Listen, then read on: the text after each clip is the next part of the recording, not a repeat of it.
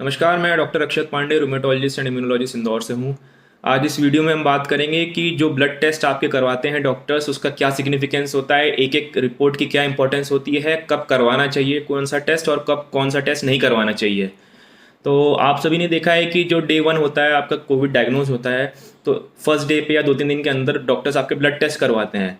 वो blood test 5-7 type के अलग अलग होते हैं और उन टेस्ट का क्या सिग्निफिकेंस होता है डे 1 पे, और आगे जाके जो है बीमारी बढ़ती जाती है, फिर उसको कैसे मॉनिटर करते हैं हम, और रिकवरी में वो ब्लड टेस्ट हम जो करवाते हैं उनकी क्या सिग्निफिकेंस होती है, क्या इंपॉर्टेंस होती है। तो डे 1 पे हम देखते हैं कि डॉक्टर्स आपका ब्लड टेस्ट करवा रहे हैं, सीबीसी का टेस्ट करवा रहे हैं, complete blood count, CRP, LDH, ferritin, IL-6, D dimer, ये अलग अलग टाइप के कोविड के टेस्ट होते हैं, करवाते हैं। सीबीसी होता है कंप्लीट ब्लड काउंट, जिसमें हम देखते हैं हीमोग्लोबिन और डब्ल्यूबीसी।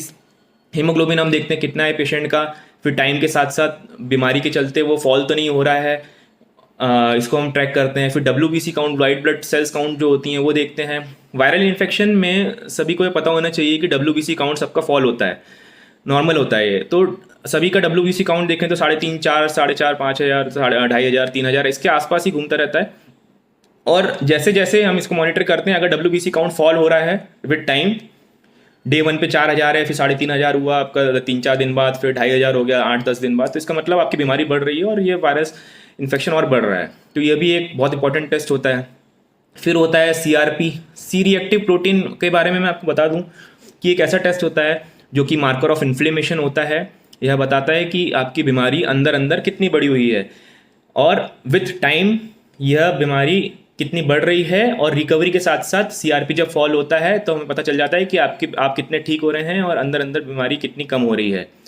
तो सी रिएक्टिव प्रोटीन एक प्रोटीन नहीं है, इसको प्रोटीन से कंफ्यूज नहीं करो, खाने वाला प्रोटीन, डाइटरी प्रोटीन नहीं है। लोग इससे कंफ्यूज हो जाते हैं और इस चक्कर में प्रोटीन खाना बंद कर देते हैं कि हमारा सीआरपी बढ़ा हुआ है। एक बहुत गलत मिसकंसेप्शन है। तो सीआरपी मार्कर ऑफ इन्फ्लेमेशन होता है।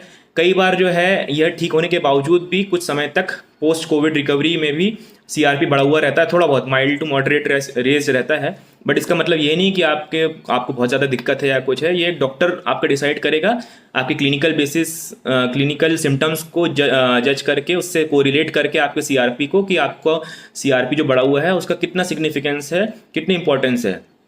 तो सीआरपी एक टेस्ट हो गया जो कि बहुत इंपॉर्टेंट है और इसको हम मॉनिटरिंग के लिए यूज़ करते हैं। दूसरा टेस्ट हो गया एक एलडीएच का टेस्ट होता है। लैक्टोडिहाइड्रोजनेस जो रहता है वो लंग से रिलीज होता है आपके निमोनिया में।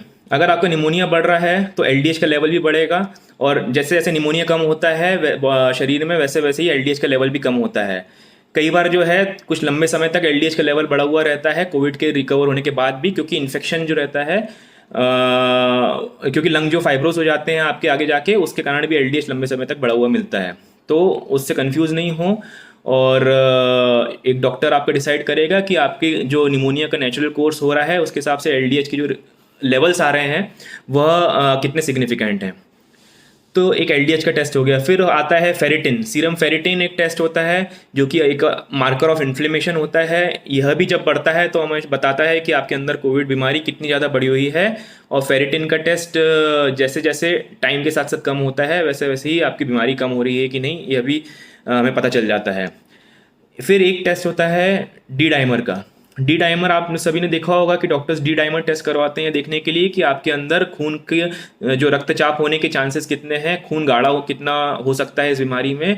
जिन लोगों का इन्फेक्शन बहुत ज़्यादा सीवियर रहता है उनमें डी डाइमर्स 1,000-1,500 या उससे ज़्यादा लिमिट में रेज रहते हैं, और उस बेसिस पे डॉक्टर डिसाइड करते हैं कि खून पतला होने की दवाइयाँ आपकी चलनी चाहिए कि नहीं चलनी चाहिए। कभी कभी D dimer border line positive रहता है या थोड़ा सा रेज्ड हो, पेशेंट बिल्कुल बढ़िया हो, तो ज़रूरी नहीं कि उसको खून पतला होने की दवाई चलनी ही चाहिए। ये एक डॉक्टर या कार्डियोलॉजिस्ट आप ही डिसाइड करेंगे कि कितनी ज़रूरी है वो दवाई चलना। तो डी डाइमर टेस्ट हम खून के कितना गाढ़ा है आपके शरीर में और इस बीमारी में क्लॉटिंग होने के कितने चांसेस हैं वो डिसाइड करता है। कई बार पेशेंट्स के रिकवर होने के बावजूद भी महीने 2 महीने तक भी डी डाइमर बढ़ा हुआ रहता है, तो उसके लिए कुछ टाइम तक खून पतला होने की दवाइयाँ, ब्लड थिनर्स चलते हैं कोविड के पेशेंट्स में। फिर एक बहुत इंपॉर्टेंट टेस्ट है IL-6।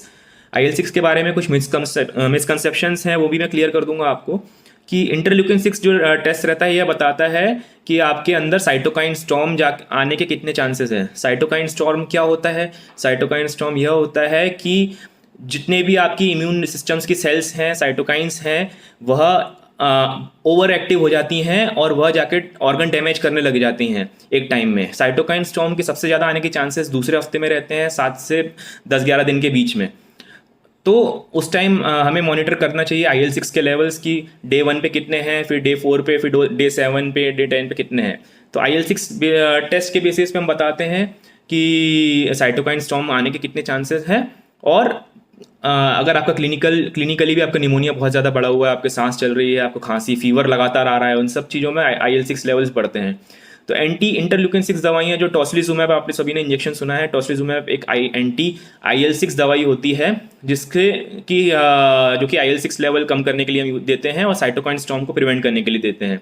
IL-6 लेवल एक बहुत स्पेसिफिक टेस्ट होता है जो कि एक स्पेसिफिक समय में आधे से 1 घंटे के अंदर इस टेस्ट को हो जाना चाहिए और इंटरप्रेट करना चाहिए, तभी इसकी सही वैल्यू आती है। कई बार अगर आपने टेस्ट दिया हुआ है और उसकी रिपोर्ट 2-2, 3-3, 4-4 दिन में आ रही है, तो कई बार देखते हैं फॉल्स पॉजिटिव टेस्ट आ रहे हैं बहुत लोगों को। 7,000, 5,000 IL-6 बढ़ा हुआ है पेशेंट्स में और पेशेंट्स बिल्कुल एसिम्टोमेटिक है। तो उसकी जो उसका कोई सिग्निफिकेंस नहीं होता है। फॉल्स पॉजिटिव IL-6 काफ़ी ज़्यादा देखा गया है उन पेशेंट्स में जिनके रिपोर्ट्स बहुत ज़्यादा लेट आ रही है। तो उससे कंफ्यूज नहीं हो, अननेसेसरी पैनिक ना हो कि मेरा IL-6 इतना क्यों बढ़ा हुआ आ रहा है। एक डॉक्टर से पूछें और आप देखें कि आपका टेस्ट में कितने दिन में रिपोर्ट आ रही है, उस बेसिस पे डिसाइड करेंगे और आपके सिम्टम्स के बेसिस पे डिसाइड करेंगे कि IL-6 जो बढ़ा हुआ आ रहा है उसका क्या सिग्निफिकेंस है। कई बार IL-6 5,000, 6,000 फॉल्स पॉजिटिव आया तो उसका भी कोई सिग्निफिकेंस नहीं होता है, और 20, 23, 25 IL-6 भी आते हैं और क्लिनिकली बहुत ज़्यादा खराब है तो उसका सिग्निफिकेंस होता है। तो यह कुछ टेस्ट होते हैं जो कि हमें बताते हैं कि कोविड में हम कैसे मॉनिटरिंग करें, रिकवरी में हम कैसे देखते हैं पेशेंट की रिकवरी कैसे हो रही है, CRP का लेवल डाउन जा रहा है, फेरिटिन का लेवल, LDH का लेवल डाउन जा रहा है, डी डाइमर कंट्रोल हो रहा है, क्लिनिकली पेशेंट बढ़िया हो रहा है, बुखार नहीं आ रहा है, खांसी नहीं आ रही है, शॉर्टनेस ऑफ ब्रेथ, सांस नहीं चल रही है, ऑक्सीजन लेवल बिल्कुल नॉर्मल आ रहे हैं, और उसको हम ब्लड टेस्ट से रिलेट करेंगे और उस बेसिस पे डॉक्टर डिसाइड करता है कि पेशेंट आपका कितना अच्छा हो रहा है।